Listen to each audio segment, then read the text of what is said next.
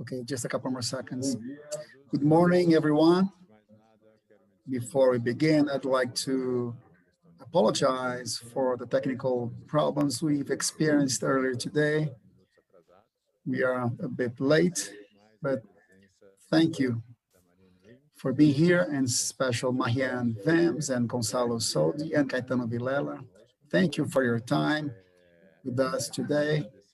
And also a big thank you to those of you who are watching us through the stream.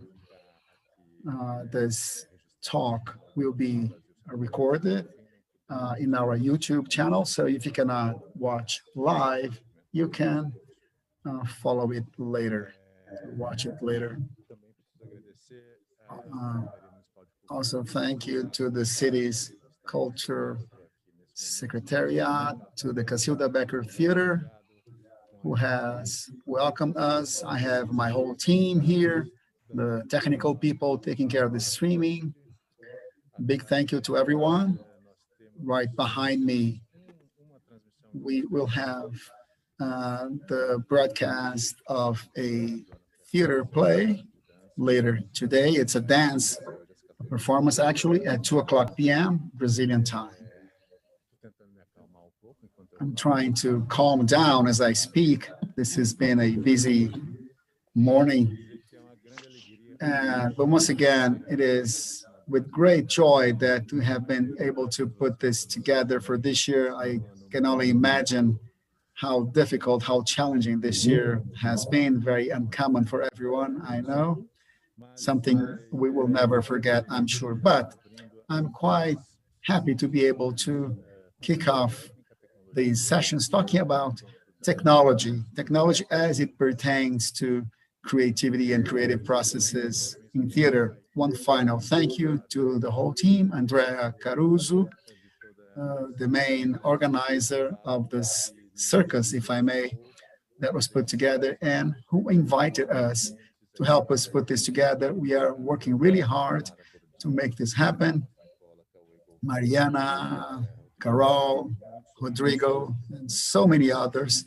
I am forgetting a few names, but it's a big thank you to everyone who was involved. Before we turn it over to Marianne, I'd like to read 3 paragraphs that I dared to write early this evening to open this event in a more formal fashion, okay? So just bear with me.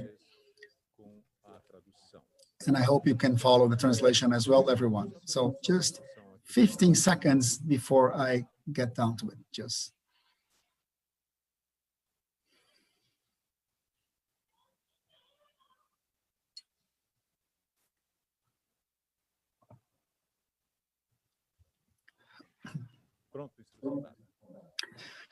Okay, here we go.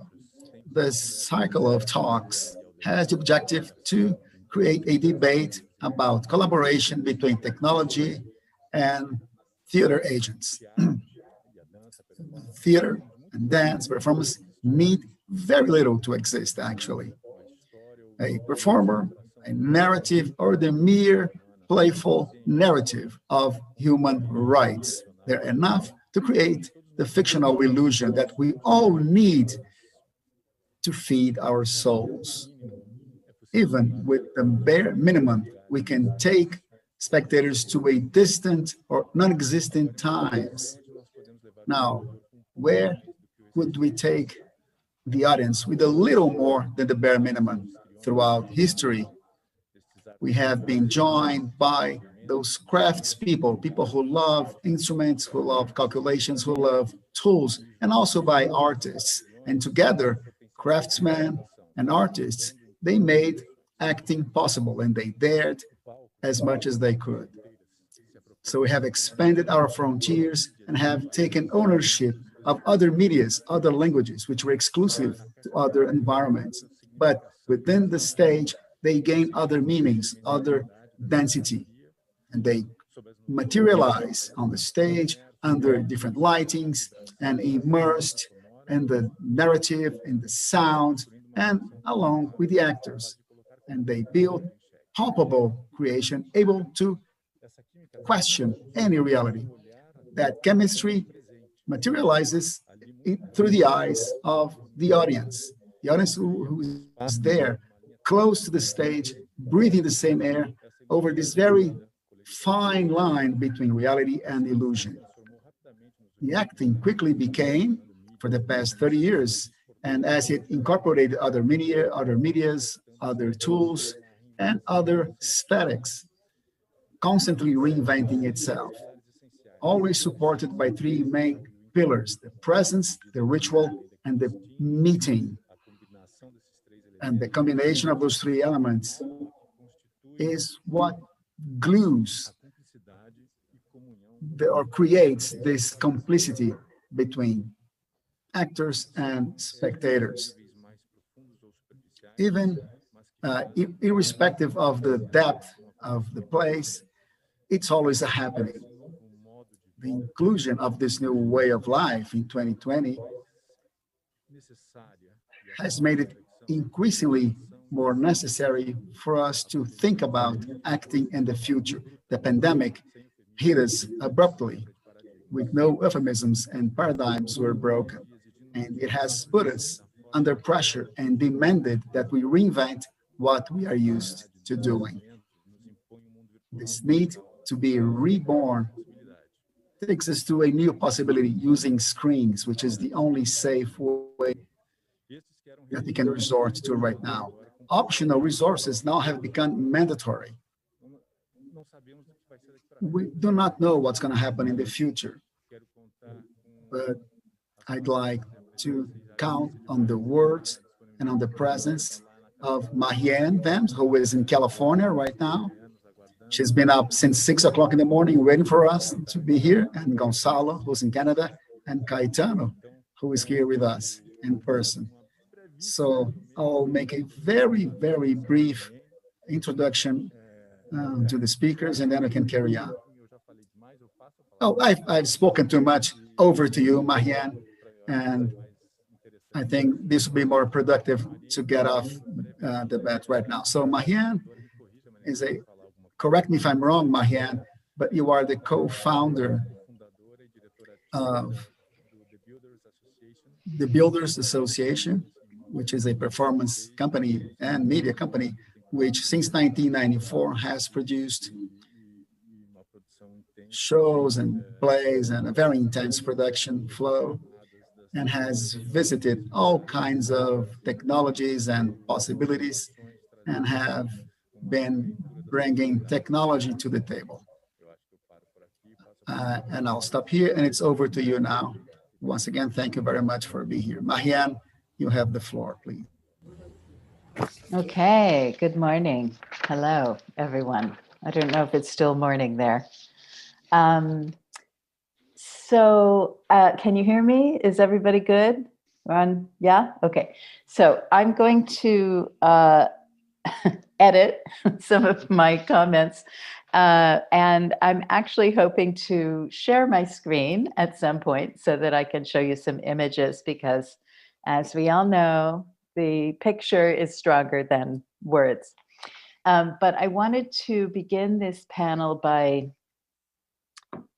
dissecting the idea of technology. It is something that I have been incorporating into performance for over 25 years, but I always feel like I am being sort of flattened when we talk about technology first, because to me, technology is just a symptom of the disease, which is culture, right? So when we're talking about technology, I am trying to represent these larger sort of invisible currents of capital and, geography and political and social identities. So, I think that we need to right away sort of break the idea that this is just about technology itself. So, but what I wanted to also talk about today is the sort of heroic relationship of the media designers that I work with to performance. So one of the things that is the most sort of the hallmark of the Builders Association is that there are a lot of people in this company who have no interest in theater and who come from backgrounds of sound and video design and I don't know, like, software design and architecture. So a lot of people who come from different media, and that sort of informs and breaks apart what we are staging. So I am now going to attempt to share my screen. Let's see if it will work. How is that? Can you see my Yes, screen? see. Yeah, okay. All right, good. So I just wanted to start really briefly by talking through, okay, let's see if this is going to work. Yeah, talking through a few, I think it would probably be helpful to talk through some shows rather than just talking about technology. So this is my company, the Builders Association.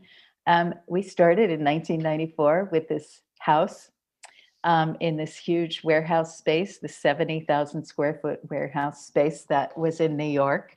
And the house was lined with triggers, with sound and, sound triggers that, and video, little tiny monitors that sort of were a network inside the house. So 25 years later, we made this other show, House Divided, that is also a house. But as you can see, it is primarily screen spaces that are created to connect these ideas about the 2008 housing crisis. So we went from this very analog staging of a network to sort of staging the network itself. Is that clear? Everybody good? Yeah? Okay. So here's everybody. Yeah, it's thought okay. it was It's okay. perfect. Okay, good. I thought it would be helpful to just show how many people are involved in each of these productions, because it's not just me, and it's not just me and a playwright and a cast. It is, as I said, a giant group of collaborators, many of whom come from outside theater. These people all work for a animation company over here. So in this project, we had a whole team of people rendering while we were performing. So anyway, I also wanted to show that we start with these very basic ideas that are beautifully represented, as in this very complex technical drawing. And this is the idea of a show that we made, Continuous City, in 2007, that was about social networks. So sort of before everyone was on, we were working on this when Facebook and Twitter were just taking off. And the idea was that you're surrounded by a constellation of a network that refigures around each person. So in this stupid drawing, the little girl has her animals that are online. The father has his business companions, etc. So I wanted to show you this because it turned into this. So there is a kind of amazing transformation between the idea, which is that, and this, which is 30 screens that respond to each character. So in the course of the production, the screens sort of open and close and reconfigure around each character. So for instance, here's the little girl who connects with her father. So in this moment, the screens sort of shrink down to just be her in dialogue with her father. Here she is dreaming about her father in China. I have a video to play, but I think I might skip it. What do you guys think? Andre? How long is the video, Manny? Probably 90 seconds or so. But maybe No, I'll we can see the video, no problems. Okay. Yeah. Well, I'll play it, and then if the sound is not working, then let's skip it, because that might drive everyone insane. Oops.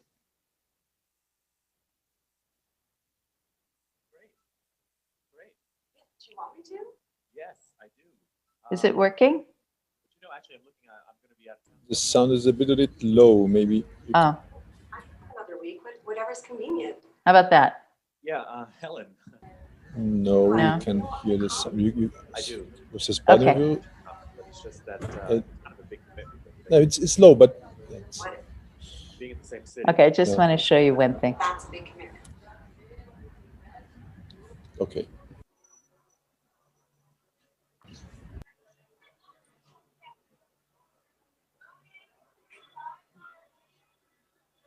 So I don't know if you can see, but there's screens opening and closing.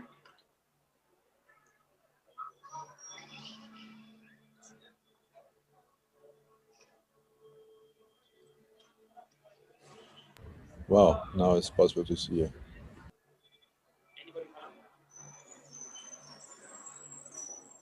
Okay, I just wanted to show you that very basic thing, which is about creating a constellation around the characters. And the thing that I wanted to just emphasize is that the design is married to the idea. So we could not have made something that I could not have expressed this idea about how we are connected through these constellations without the designers. So in a way, the stage space is the space of the technology, and they're mutually dependent. So to me, storytelling is using these tools, and there's really no way to tell the story without it.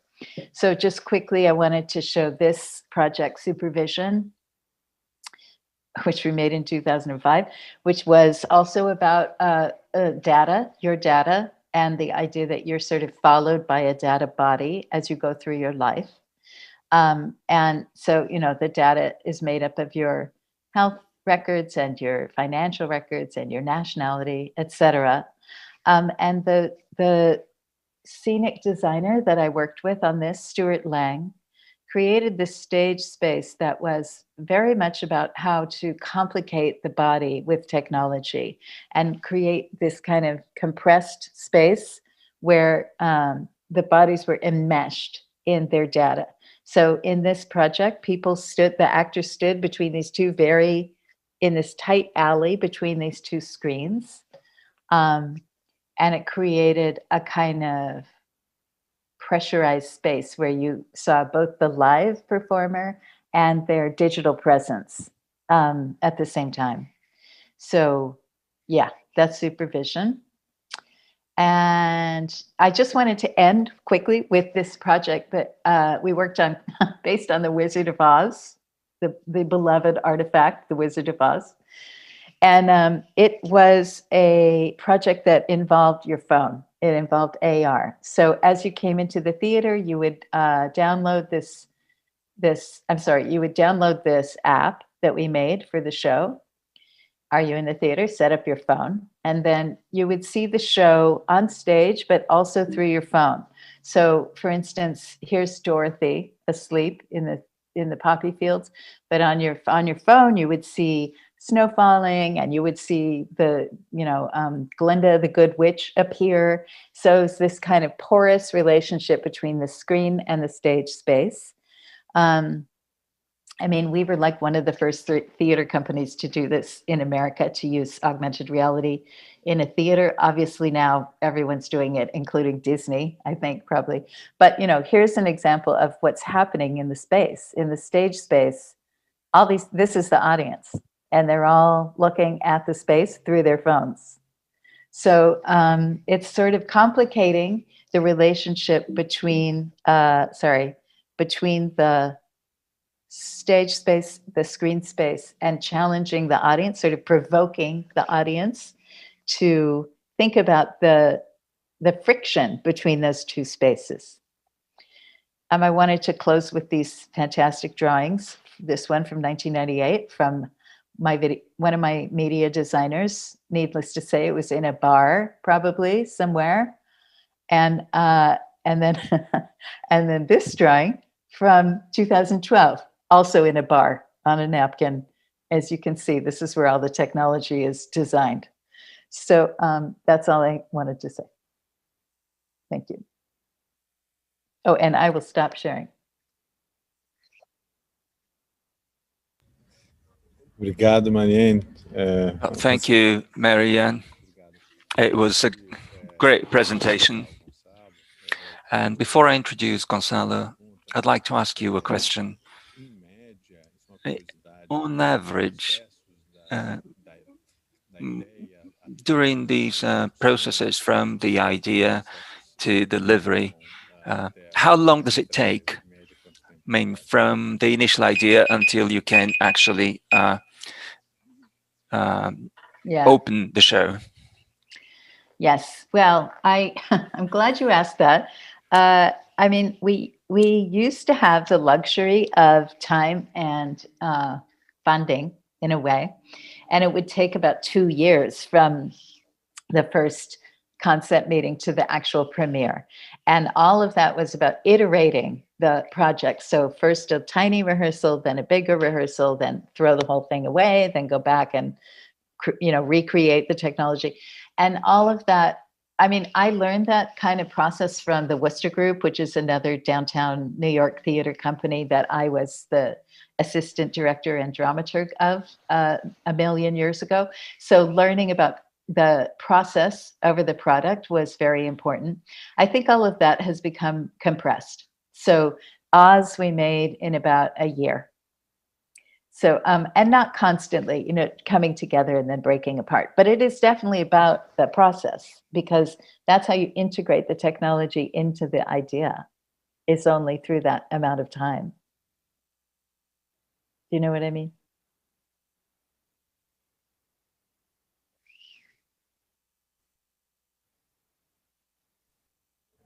Sim, pelo menos para mim é claro. Eu imagino que as ideias elas têm For me, it was very clear, because I believe that these ideas, they need to mature. They have to go through construction, deconstruction, reconstruction until they become something real.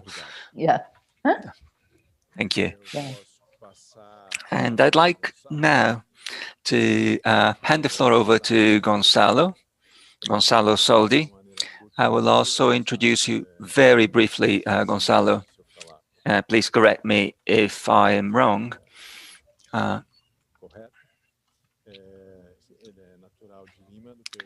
Gonzalo was born in Lima, Peru. He's an architect. And he's lived in Canada since 2003. And his professional career includes a number of different activities, including juggling and circus, and then his practice with lighting technology and drama. He founded a studio, a collective, which, perhaps now I should hand over the floor to Gonzalo so he can explain it a bit better. Yeah, thank you, Andre. Well, yes, I'm from Canada, as you can see. I don't know if you see this kind of landscape we got here in Canada. It's very inspiring. But yeah, I was born and raised in Peru, and I quit my architectural career to come to Canada to do circus, and I performed as a circus artist for about 6 years, and at some point I got interested in technology and video projection and lighting, and I got on tour with this company called Cavalia that does it's kind of a circus with horses, and I start learning about how to work with technology in a show, and finally I went to a national theater school here in Canada, and I have actually why I tell all about this kind of unusual journey is because sometimes when we work in a show, all these kind of different experiences are very inspiring. It can make us analyze everything very different, and right now, I work as a lighting designer and a creative director at Hub Studio. And as Marianne did, I'll show you some of our work so you understand what we do. And you understand better the approach we have for technology. So actually, the studio, it's called Hub Studio. We are based in Montreal, and okay. So we're a multidisciplinary creative studio. We direct, produce, and create meaningful multi-sensory experiences. We work on live art and public and private spaces, as well as venues, events, and of all kind of scales. I'll pass very fast. Actually, we use very often this Shakespeare quote: "All the world is a stage," because as you will see, we was beginning working on live shows. So we work, for example, in this show called Frame by Frame, where it is a dance show, a traditional kind of dance show with a very technological way of producing it. We have many cameras, many projectors, and we build a setup with it, which is kind of traditional show. This show, it's a show called Dance Me, about the work of Leonard Cohen. I don't know if you know Leonard Cohen. He's a very well-known Canadian singer, and it again, it's a traditional show. And after we begin the company doing video for live shows, and at some point we realized the technology we use for a live show, it's pretty much the same technology we will use on a public art installation, and it's pretty much the same we'll use for creating a scenography and for example a large venue, an event, a festival, and we start working in some other situations. Again, this is a very traditional show, and at some point we start getting interested about installations on public space. So we use pretty much the same kind of technology to create this kind of installation. This installation is called Spectrum, and it's a series of rings where you have one person in each side, and when somebody will talk to the ring, as the little girl you will see at the bottom, the rings will light, and the light will pass through the rings and they'll arrive to the other side, and then somebody will answer, and then the light will pass through the rings and will go to the other side. And with this light, you will have the sound, the voice of people who talk to it traveling to the rings. So it's a way to show what are the spectrum of communication and how we communicate through vibrations. Sometimes we don't realize that voice are vibrations, light are vibrations, and touch is a vibration, and every color has a particular vibration. So we decide to honor these vibrations because we allowed people to communicate, and we create this piece on a public space to show how we can communicate all together with these vibrations and make beautiful spaces vibrate with our input. So the use of technology is pretty much the same as we will do on stage, but we thought about the public space as a new stage, as a new place we can touch people and we can tell stories. In this case, it's a project called Cité Mémoire in Montreal, which is a series of different unknown stories of Montreal that are projected in 25 different point of view all around the city, so people can see, can understand better the story of Montreal. And this is an interactive character, then people will go to the microphone, and then usually kids will talk to it, and it will answer with emojis and with all kind of interactions. And Actually, I won't pass through all the portfolio. You can go see our webpage if you want to see more about what we do. But basically, what I wanted to show you is the use we do of technology is basically another tool. I am a lighting designer. I use mainly light as a tool. For example, if you want to create a night, you have a cold light, cold colors, very low light. And if you want to show a character that is in a very bright day, well, you have a warm light and very bright light. And this is a tool I use to bring the audience and make them travel to the story we are telling. And technology, finally, it's just another tool, like lighting, like sound, like video. And it's very often we think of technology as a goal. And my opinion and the way we work at Hub Studio is just another tool. And sometimes we focus a lot on the technology we want to use. And sometimes we realize because we focused on it for a long time, it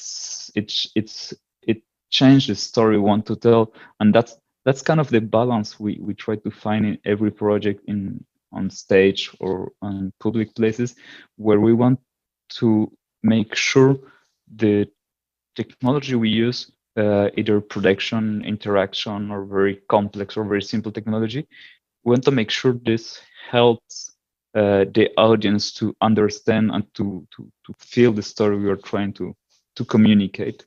So that being said, I'm open to discuss with all of you guys. Very happy to be here today.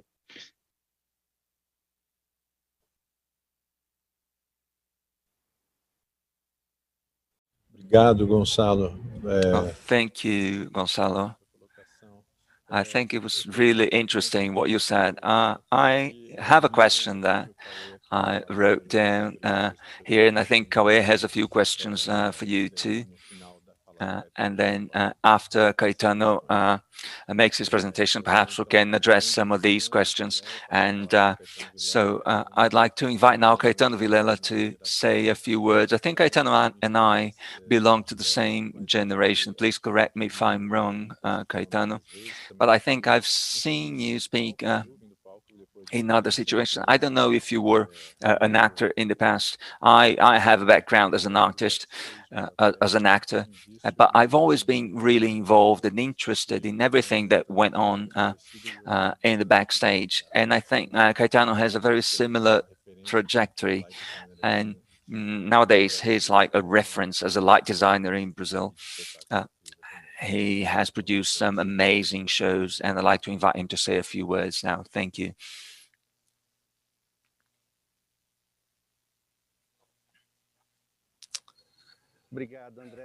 Well, thank you, Andre. Yes, it is true. I started my career as an actor, doing experimental theater, experimental drama here in São Paulo. And then I migrated towards, let's say, more technical aspects, because I became more and more interested in what was going on in the backstage and what happened, and exactly, and more importantly, how we told a story based on the elements that make up a scene, which go beyond just the actor or the text. And I've always been attracted to light. And even as an actor, when I was like in my late teens, I started studying, because I'm a self-learner, and I started learning about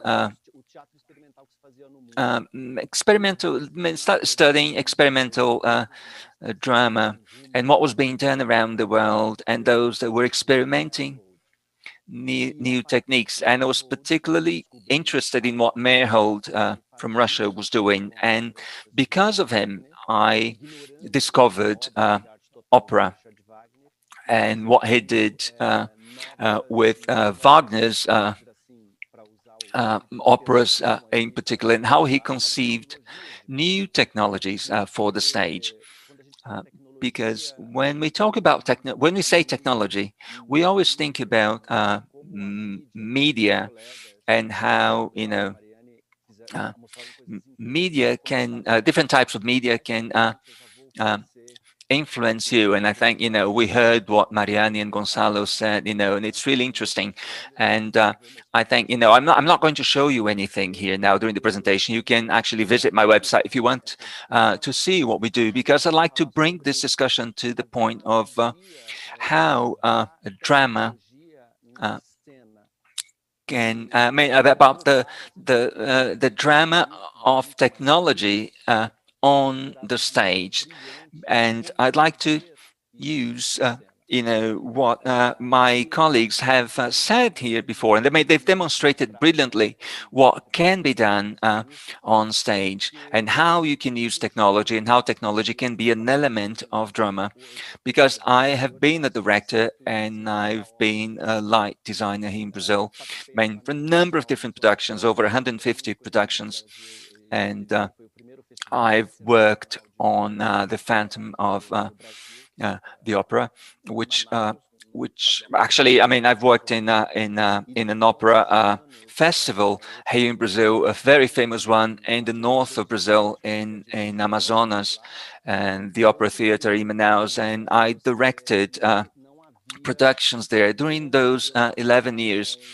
There was no way that I could work with more, let's say, advanced technology or state-of-the-art technologies, things that you can find in the first world, let's say, when projection technologies or more sophisticated equipment. So everything that we did during this festival was let's say we did it more let's say with our hands. It was more of an artisanship, let's say, for us. And I think a breakthrough in Brazil regarding this opera festival was when we produced the Wagnerian tetralogy in Brazil.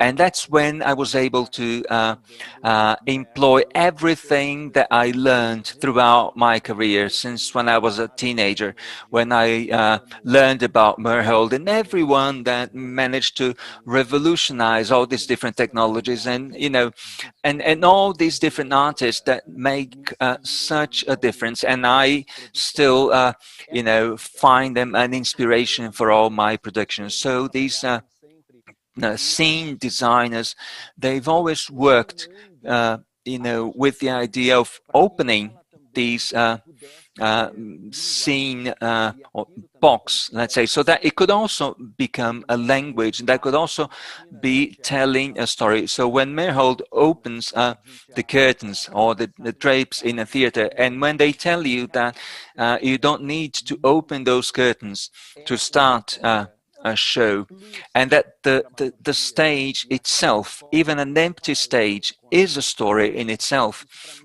And when they tell you that this runs parallel with your choices, that was I had this feeling of freedom, and when I learned about this, because when we did this project in Manaus, I was the only Brazilian member of the team that was working in the production. The director was English, and the costume designer was from Scotland, if I'm not mistaken. And the only thing that that I always reminded everyone when we were developing the production is that we would not be able to have moving lights on stage, because although we did have this sort of equipment available in Brazil at the time, in Manaus back then, because of the distance, structural reasons, and because the theater itself, before it was refurbished, there was no way that we could use moving lights for that production, and we did not have a team ready to do that, and I wouldn't have enough time to train everyone on how to do that. We wouldn't be able to bring people from other countries to do that. So basically, the whole lighting of that production, covering all Wagner's main works, including Valkyria and Siegfried and Twilight of Gods, all that was done with traditional materials. And between one production and the other, we had to assemble and set up everything again. It was very, let's say, manual labor, very artisanal work, and we had an army of people, a huge group of people doing that, between one production and the other, and together with this English director. And that was my point of view. We agreed from the beginning that light had to follow the narrative, and that light, we use light not only to light the scene, but to tell a story. And I think opera is something that, for some people it might be obvious, but it's something. It's a particularity of opera is that music is there. Music is telling a story, and learning about how to narrate a story that is being told through music, and how to discover that and how to reveal that through light is and was and has always been a major challenge for me throughout my career. I worked at the Châtelet Theatre in Paris and the musical theatre. And the first thing I told this director, who was from Spain, he invited me to work in that production in 2009, is that I wouldn't like, and the reason why he invited me is because he saw my work in Manaus, something that was really, let's say, done very simply, is that even though I had all equipment that I might dream of available for me in Paris, I wouldn't want to use all that. I would rather consider how I could use basic lights to tell my story. So I work on different musical productions, and when the different types of production, and we used these follow spots. This is something that we always used in musical productions and also in operas. And what I used to do, something I always like doing, is to have the follow someone who was not actually the center of the scene at the time, so that people could pay attention to what was happening around the center of the scene. So this is something that I've always tried to do, and I seek this concept of technology from, let's say, a wider perspective. And this is something that Gonçalo said at the end of his presentation, is that how we manage not to, so how we may, I do not have the answer for that, but how we may provide, let's say, solutions to our productions without becoming hostage of technology. And this is what I see in a number of different productions. Just to give you an example, this is something that people who go to the theater will know of. I'll give you two examples of operas, because this is something that usually only people who work on operas will know about operas. But I always give operas as an example. But two Wagnerian tetralogies that I always use an example. The one is was produced and performed in 1979, if I'm not mistaken. And in addition to the scene, what they did in that production is that they brought the story, they brought the story that was being told to modern days, and that had an impact on light and the performance itself and everything else that was around there, everything else that was being shown. And another example that's much more recent was a major show produced by Robert Lepage at the Metropolitan, which I saw live, and it had to be stopped 3 times on that day due to technical issues, because the stage would move all the time, and it was a very complex production. And how he managed to transform something that was iconic and transform it to establish a dialogue with a modern audience. Because if you go on YouTube today, you can see some parts of that production by Robert Lepage. And if you want to compare that with other productions, is how he used technology and how he used different spatial projections, but also how he decided not to abandon the libretto and some day-to-day objects that were supposed to be there in the scene. So although the singers were supposed to be in a mythological place, in Wagner's libretto, they will have cups and plates and food and drink.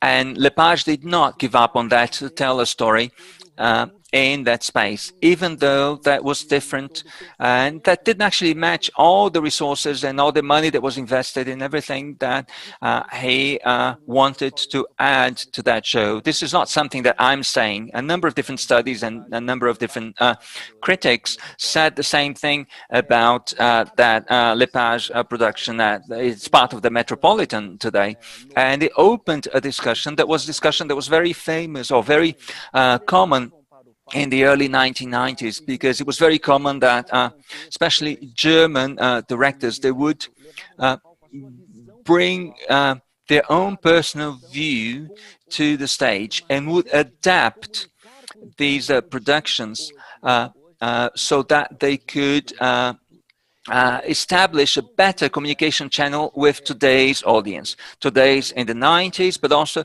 today in the 2020s. So my question is, how can we not become a hostage of everything that we not control today, but we still believe that we are using, and we're using that to establish a dialogue with our audience?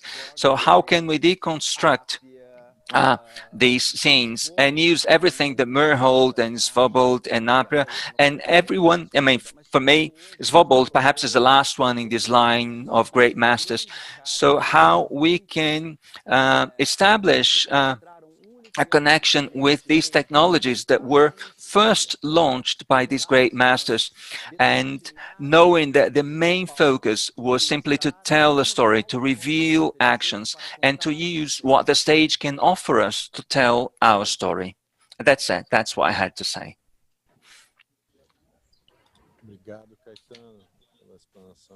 Thank you, Caetano, for your presentation. Thank you very much. Wow. Unfortunately, we, because of our time pressures, I expect we won't be having any other delays, but we still have 15 minutes. I have a couple of questions for you guys. So I'll ask two questions right off the bat. One for Marianne about the relationship between the spectator and the play. So Marianne, what can you tell us about the change in attitude on the part of the audience throughout those 26 years that you've been working with the Builders Association, the difference between the performances then and now, and then to Gonçalo and how the public reacts? Because Gonçalo has been working for stage productions and also for urban interventions, public interventions. So again, the difference in attitude on the part of the public. When you approach those projects and you talk about the vibrations, lights, sounds, colors, now there's a difference in this relationship between the audience. The audience today is more interactive, not as passive as they used to be. So if you could address those issues, this difference, this transformation in the public. For the Builders Association in particular, what kind of change have you noticed in the public and in the relationship in terms of the type of attitude the people had before and they have now, the audience? Please. You may start, Maria. Okay, I will. I mean, I think since I'm here to give the historic perspective, that when we first started, people were very resistant to the idea of having technology on stage. And not so much in New York, but we quickly went to Europe because that's where the support was for this kind of work. And I remember audiences being extremely angry and saying, why is this theater? You know, this can't be theater. And also working with European actors and having them say, nobody will see me. They'll just be looking at the screen.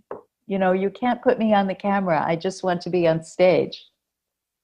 So I obviously, that was a long time ago. And I think as all kinds of smart technologies became imbricated in the culture, audiences became smarter too. So, you know, we all have a much more fluid relationship to all kinds of technologies all around us. And it's become second nature to have it here. So people are immediately used to it and sometimes prefer, I think, to look at a screen. So really the question is, how do you preserve some kind of liveness outside of that? I also just want to say that so much of this discussion and people like Lepage are operating in this space that has that is not historically contingent. It's not talking about class or race or ethnicity or access to technology. It's just talking about this very sort of superficial relationship to staging it. So I just want to introduce that into the discussion because I think things are finally changing and that kind of intersection is creating a new relationship to technology.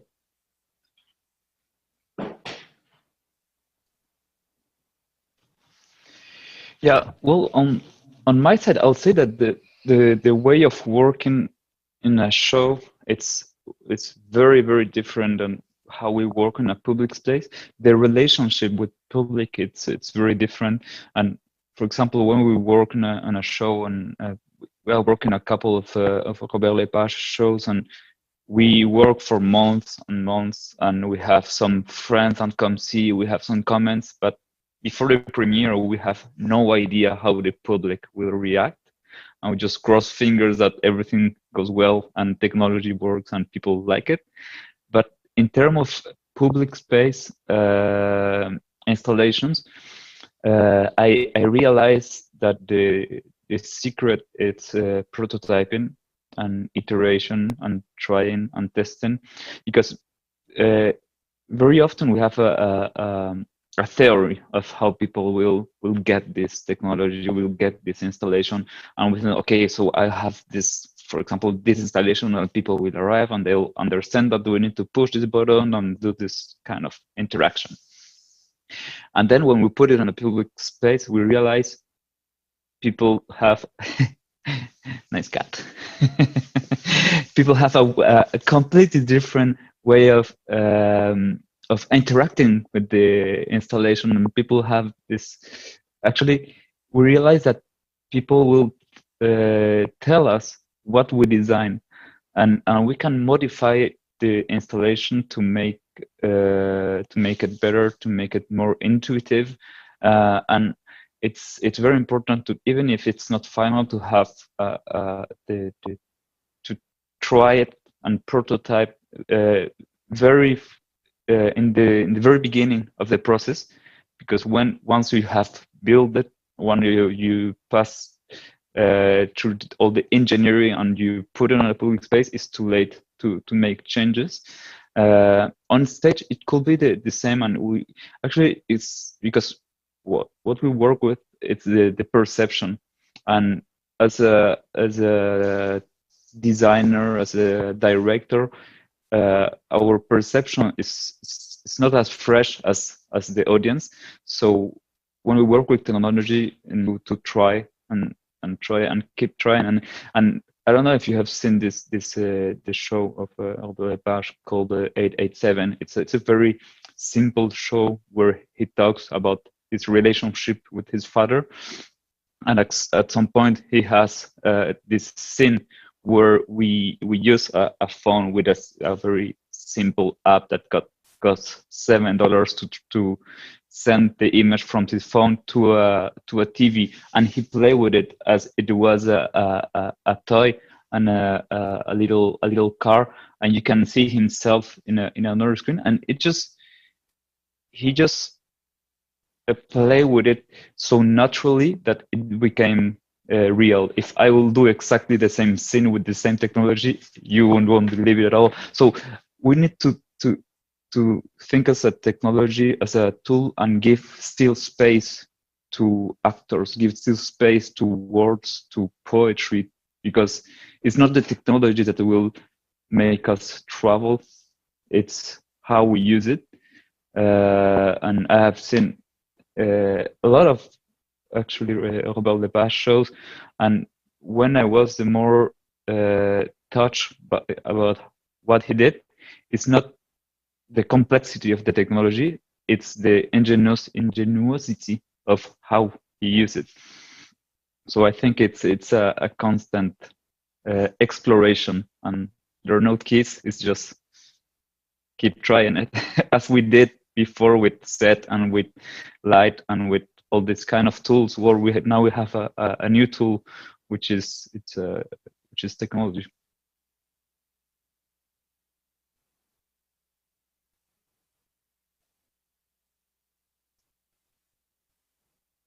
Perfeito, Gonçalo, obrigado. É só. Okay, Gonçalo, thank you. Just for those of you watching us, Gonçalo mentioned 887 from Robert Lepage. This was here in São Paulo back in 2019. And Caetano also mentioned a performance in the Metropolitan, right, Caetano? Of the tetralogy, Wagnerian tetralogy, which is in the Metropolitan. Thank you. Thank you, Gonçalo, for your comment. We are warming up and it could stay on for another hour or two. But when we talk about technology, there's always lots to talk about. Technology as a channel for poetry, as you mentioned, is a very nice idea. I have a question from the public, from Joanna Albuquerque, and the question is the following. If we need another 5 minutes, I hope you can bear with us, just 5 minutes, if it's not a big deal for you guys. And just one final announcement before I forget.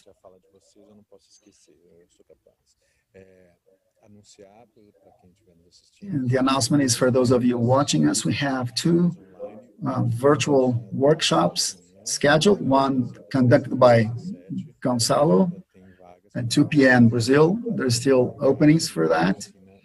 And we have a workshop in 2 days from Yara Souza about creativity, and Gonçalo tomorrow will be addressing the use of technology on stage. Don't miss it. So the question and the comment is the following. With the pandemic, technology has migrated to the virtual screen, and we see ourselves on stage. Where can we find training, or what platforms are available for us to move from this Jurassic moment that we were to the one we are now? We're just starting now in this new technology. How can we get better equipped to face this new scenario, this new stage? How can we deal with this better going forward?